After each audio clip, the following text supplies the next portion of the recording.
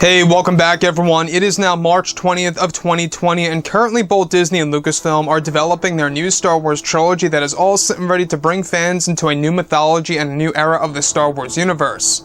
This is Mike Zero. Make sure to subscribe if you are new to the channel for future Star Wars content.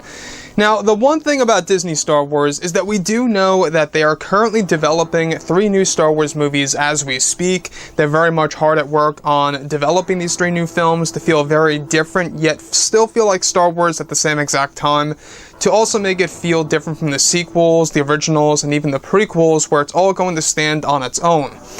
So, the thing about The Rise of Skywalker is that this movie was the culmination of the Skywalker saga by J.J. Abrams, and now what Disney wants to do is they want to really give fans something to look forward to by introducing 3 Star Wars movies that will feature A-list actors and actresses, and will even feature new Legends of the Sith and more to come.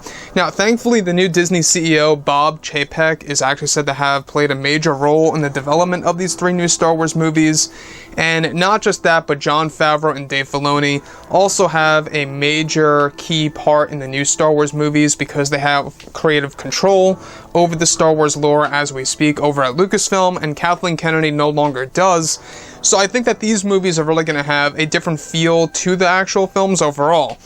Now, with that being said, what's really intriguing about all of this is that it's explained that Disney and Lucasfilm are developing their brand new Star Wars universe, now that they are finished with the Skywalker saga. They are focused on their new Star Wars trilogy of films as well, where it's noted that currently Disney and Lucasfilm are developing the 4th Star Wars trilogy, and that the art departments are already hard at work on developing concept art for the new Star Wars films.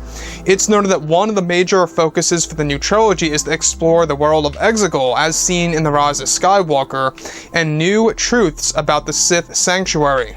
It's noted that Disney is set to bring in a Star Wars Legends character who was a Sith known as King Omen, who was the one who ruled on the world of Exegol in the new canon, and the first Sith to actually have taken the throne on the ancient Sith world in the unknown regions. It's described that the Sith King was once lifted from the mechanical spine, just like Palpatine in Episode 9, and that the new trilogy is set to focus on this new Sith King that will dive into the origin of the Sith Eternal, as well as the unknown regions and a power far stronger than the dark side itself. It's explained that the 4th trilogy will also reveal brand new revelations about the Chosen One prophecy of Anakin Skywalker that will be introduced in the first film, where it's explained that the 4th trilogy of films will also explain how the Sith King rose to power and created the Sith Eternal that will remain loyal to him, and later on with Palpatine, who was also known as the God Consciousness in the Skywalker saga.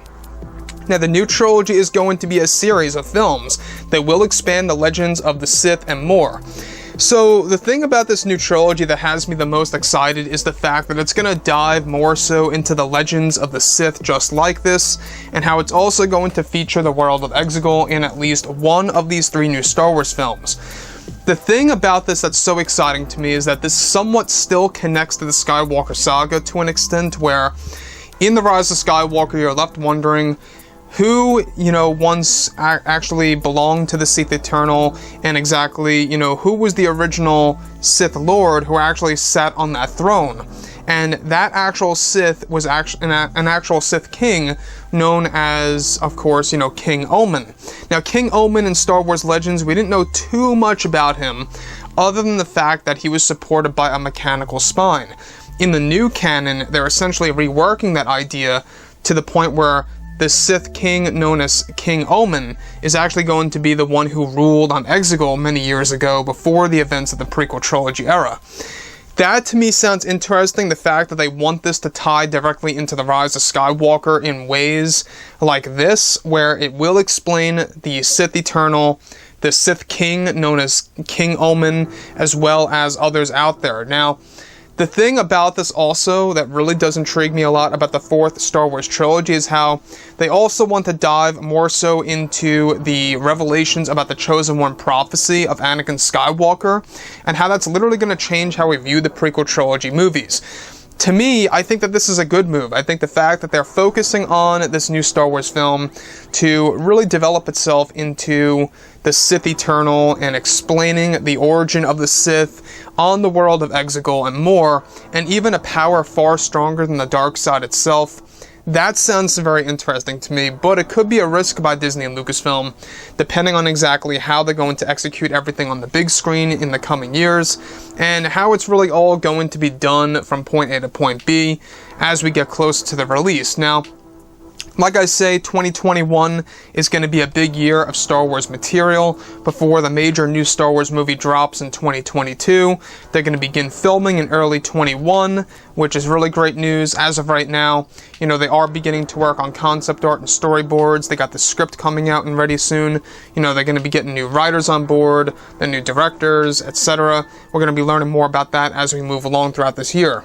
So anyways, guys, drop a comment below. Let me know what you think about all of this in the comments. And if you guys did enjoy the content for today, do make sure to drop a thumbs up on this video to support the channel. I thank you all so very much for the kind support, and I'll catch you guys next time.